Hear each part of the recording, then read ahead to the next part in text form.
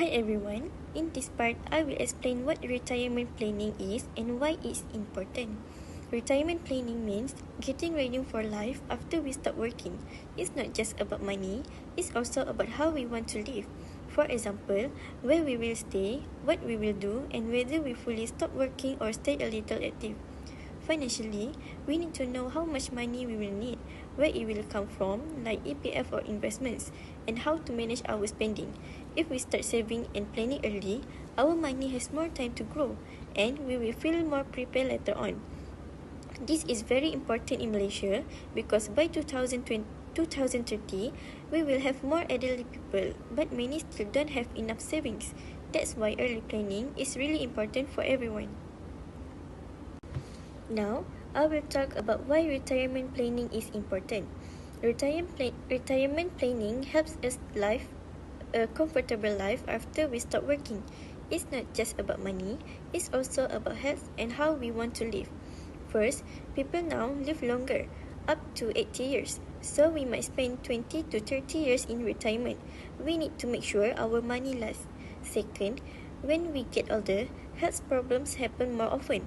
Medical costs are going up, so we need to save and have insurance to help with that. Third, inflation makes our money lose value over time. What 100 can buy now might not be enough in the future. That's why we need to invest in things like PRS, unit trust, or property. Fourth, planning early helps us become independent. We won't need to depend on our children or others. It gives us more freedom and dignity. Lastly, good planning gives peace of mind. We can enjoy life, do what we love, and feel ready for anything that might happen. Today, I will present a short but complete overview of a retirement planning strategy based on realistic assumptions. Let's start with the client profile and key assumptions. The individual is currently 30 years old and plan to retire at age 60. Life expectancy is estimated at 80 years, meaning they will need retirement income for 20 years. Their current monthly living expenses are 2,500 ringgit. We assume an inflation rate of 30% per year and an investment return of 6% both before and during retirement. Next, we calculate how much their current expenses will be worth in the future due to inflations. Using the future value formula to 2,500 ringgit multiplied with 1.0330 will be 6,067 ringgit 50 cents. So by the time this person retire at age 60, they will about 6,067 ringgit 50 cents monthly just to maintain today's lifestyle. Annually, this becomes 810 ringgit. To find how much total saving they need to at the time of retirement, we use the present value of an annuity due formula, considering they will withdraw money annually for 20 years.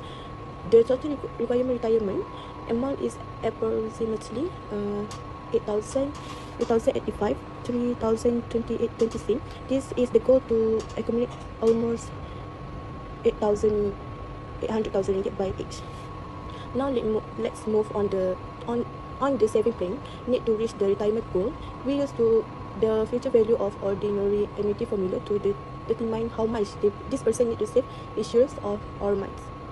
Given a return of 6% over 30 years, we calculate that they must save 11,198 for 4% annually, which is equivalent to about 9,033 ringgit 20 cents monthly. So saving 9,030 every month starting from age 30 will allow them to build up enough funds by the time they retire at 60. Here a quick summary.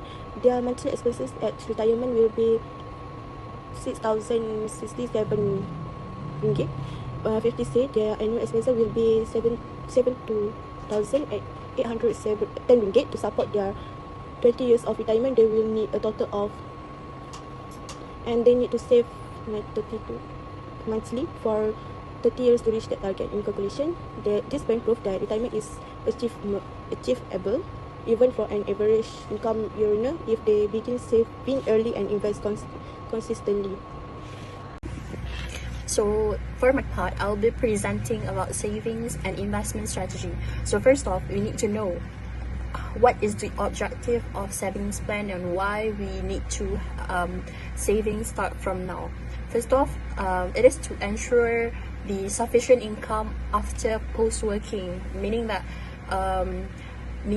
when we stop working, we still need to cover our living expenses, medical bills, and also daily needs. So saving plans will make sure that we will sustain our life after post-working. And second is to grow money faster than inflation, meaning that every year price of goods increase because of inflation. So if we keep money only in savings, the value will slowly drop. So we need to invest it in something that grows faster than inflation to maintain or increase our purchasing power. And then the second is to reduce the over dependence on pension or EPF. So relying on EPF alone is not enough. So especially if our lifestyle is more expensive or even if we live longer. So having an extra savings and investment will give us more financial security and flexibility. And the fourth is encourage financial discipline, meaning that having a plan motivates us to save regularly. So it builds a habit, and over time, even small monthly contribution can grow into a large amount through compounding. So I provided the monthly savings example, which I want to have a 500,000 by the age of 60. I need to start saving at my 26 years old, and then I put all the amount into the formula to know what amount today should I invest to have a 500,000 by the age of 60. So by calculated all the amount, I know that I need to save 258 per month approximately to gain 500,000 by the age of 60. On the next slide, we need to learn about the investment strategy, because once we save, we need to grow that money through investment, because not all investment are the same. They come with different risks. So I attach the type of investment by their risk level. So I start with the low risk investment, which is include fixed deposit, savings account, and also Amanah Saham Bumi Putra, or we call it as ASB. So these are safe options to preserve our capital and are useful for emergency needs. So the third is high risk, such as stocks, real estate, because these are more volatile but offer higher return, but it's best for long-term investment if we can tolerate risk. And then the fourth is alternative. It's just like gold and cryptocurrency. It is optional and can be used as hedge against inflation or to diversify our investment. So there are 3 tips to remember if you want to invest. First off, match the investment with your age and your goals, and then review your portfolio as needed, meaning annually, and then don't rely or depend only on one sources, like you just only contribute in EPF alone. So moving on to EPF. So what is actually EPF? So EPF, or we call it as the Employee Provident Funds, is actually a Malaysian primary retirement savings scheme lah. It's actually designed to help individual and build financial security during their retirement years, and it actually play a very central role in retirement planning by ensuring that the employees set aside a portion of their income throughout their working life. So the fund is actually managed by the employee of EPF itself. So it's actually a government agency who is responsible for investing a contribution and ensuring the long-term growth of member savings. both employees and employer are required to contribute a fixed percentages of the employee salary to the EPF lah. Typically, employees contribute like 11%, while the employers actually contribute like 12 to 13, depending on the wage bracket. So basically, EPF are divided into two separate accounts, the account 1 and account 2. So account 1 actually receive like 70% of the total monthly contribution and is strictly reserved only for retirement. Withdrawal from account 1 are only allowed upon reaching the retirement age or under specific reason lah. Under specific approval situation. So account 2 receive the remaining 30% and can be used before retirement age for selected proposals such as education, performing Hajj, or paying medical bills, purchasing home. So withdrawal from EPF can begin at age 50 for partial access to account 2, while full withdrawal are allowed at age 55 to 60. And then we have private retirement scheme, or PRS. PRS is actually a voluntary long-term investment scheme. It is designed to help Malaysians accumulate additional retirement savings on top of EPF. So it is introduced by the government to encourage Malaysians to save early and consistent in saving. It is managed by licensed private financial institution, example like Public Mutual, FIN533, Kenanga, CIMB, and etc.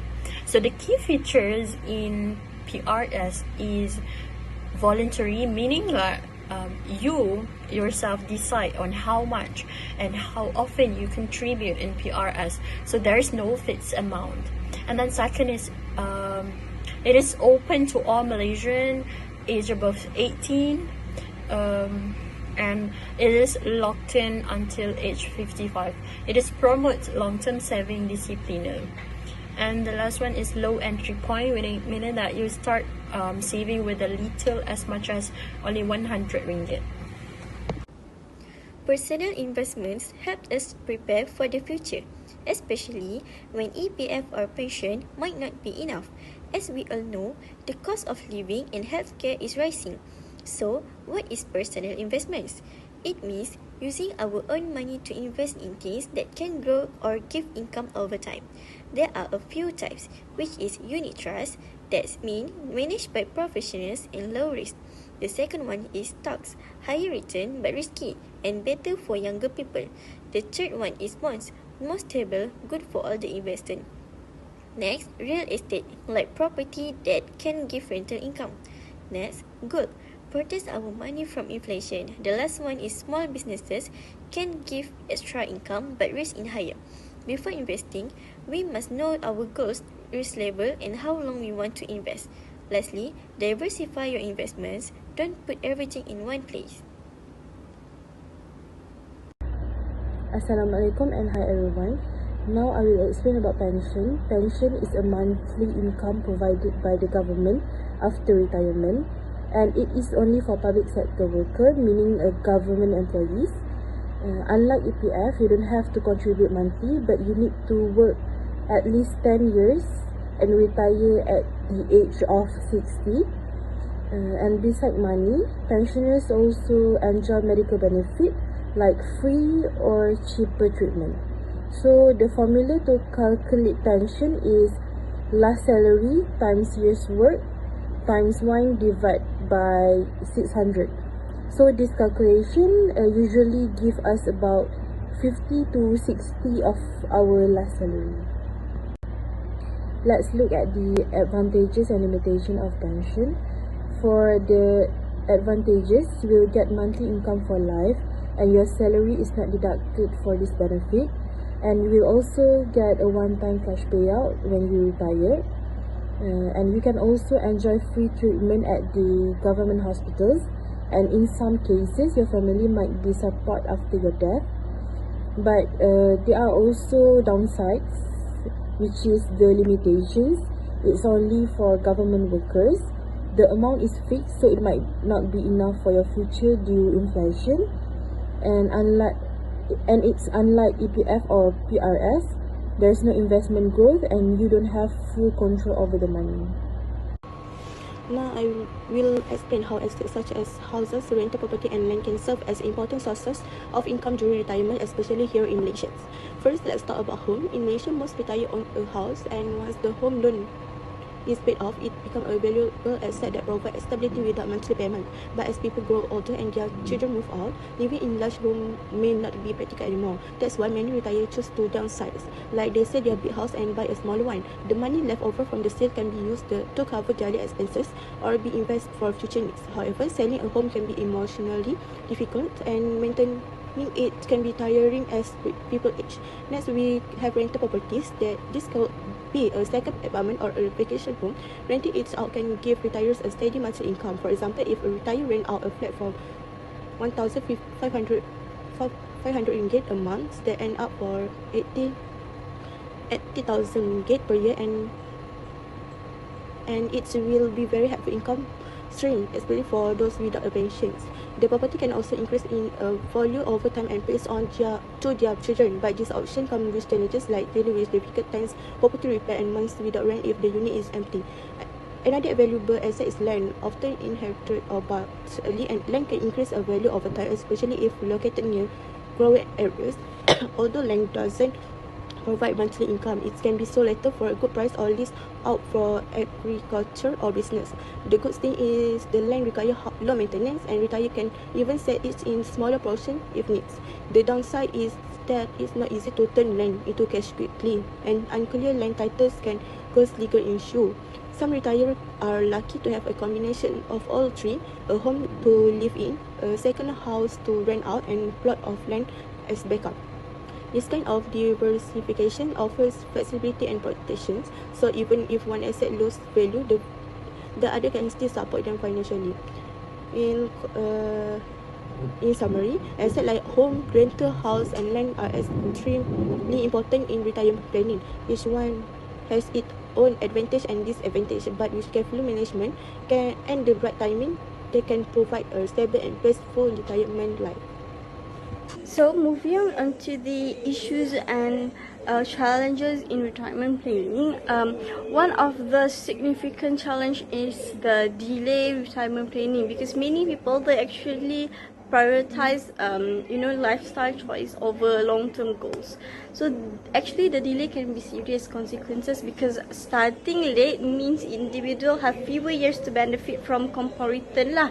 So we would say that the earlier retirement planning begins, the more manageable and effective the plan will be. So another challenge is actually over depends on a single retirement income sources. So particularly the EPF lah, because EPF is common in Malaysia. So while the EPF is actually key retirement fund in Malaysia, is actually often insufficient on its own, especially for individual who made frequent withdrawal or even have inconsistent contribution. Actually, if you only depends on EPF, it can be risky. So you, without alternative sources of income such as PRS, personal investment, or even rental income, retiree may face financial difficulty in the long term. Another major concern is rising healthcare costs is another major concern lah, because it actually can significantly burn retirees, especially those without insurance or sufficient saving, because chronic illness or medical emergency can rapidly drain retirement funds. Although Malaysia offer public healthcare service, right, but then they may not always meet the specific needs for elderly individuals, pushing them toward expensive private option. Lastly, poor savings and investment habit, which is contribute to ineffective retirement planning, because many people actually struggle with the disciplines required to save regularly or invest wisely. So here is case that happened in Malaysia, which actually this is actually a response to economic fallout by the COVID-19, right?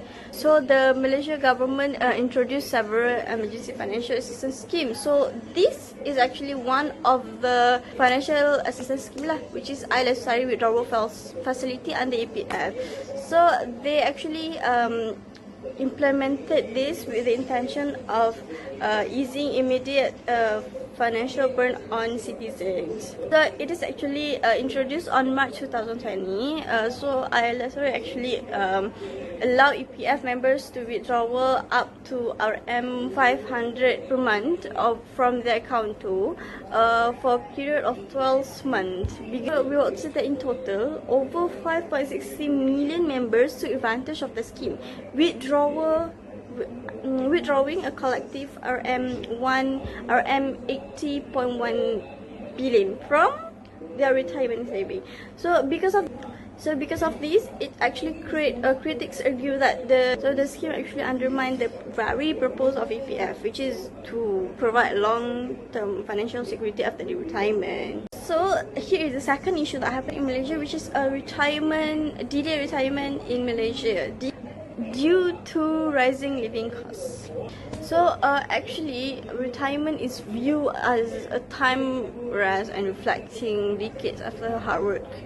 But then in recent years, many Malaysians are increasing forced to postpone their retirement due to financial pressure, particularly the rising cost of living. The issue actually reflects a broader crisis in retirement readiness, which affect not only individual well-being but also the nation's socio-economic stability as Malaysia head towards become an aged nation by 2030.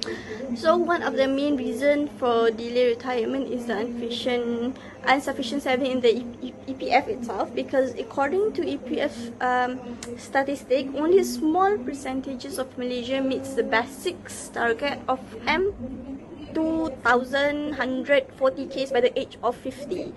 So worse still, that actually pandemic era withdrawals such as ILSRI, just now I mentioned, further depleted the retirement funds of millions. So as a result, many Malaysians simply cannot afford to stop working, as their saving will be not supported even a modest standard of living over the cost of their retirement years. So another contributing factor is the rapid increase in Malaysia cost of living, because urban area has seen a sharp rising in prices of housing, food, transportation. So inflation continues to outpace wage growth, and for retirees relying on fixed income or small pension, this creates significant financial strain. That is another common issue that many Malaysian near retirement age are still repaying the house loan, car loan, right? So this financial obligation make it unrealistic for them to retire, as their current income is required to service their debts without active employment. So retirees risk default or asset loss lah, leading many to stay in the workforce beyond their ideal retirement age. So in conclusion, we can see that delayed retirement in Malaysia is no longer personal choice but often a financial necessity. So what should we do to prepare for retirement? First, we need to start saving early, because the earlier we start, the more we can grow our saving. Second, we need to know our needs, which means we need to plan how much we need every month after retirement for things like rent, food and medicine. The third one is don't depend on just one source. We need to combine pension with other savings like EPF, PRS and ASD. So the next one, we need to get health insurance, because medical costs can be high when you are older. We also need to pay off debts before retiring to reduce our financial pressure. And lastly, we need to review our budget regularly, so we always know what we can afford. after retirement. To conclude, retirement planning needs to start early. It takes careful thinking and staying committed over time. In this project, we look at the important parts of retirement planning, like how much we need, ways to save and invest, and different income sources such as EPS, PRS, personal investments, pension, and property. Retirement is not just about saving money, it's about building a strong plan that can support our life after we stop working. Everyone should plan based on their own goals, income, and how much risk they can take. There are still challenges like inflation, changing economy, not knowing enough about money, and weak saving habits. But with early planning, multiple sources of income, and checking our progress often, we can be more ready for retirement. In the end, a good plan gives us financial safety, peace of mind, and the freedom to enjoy life afterward.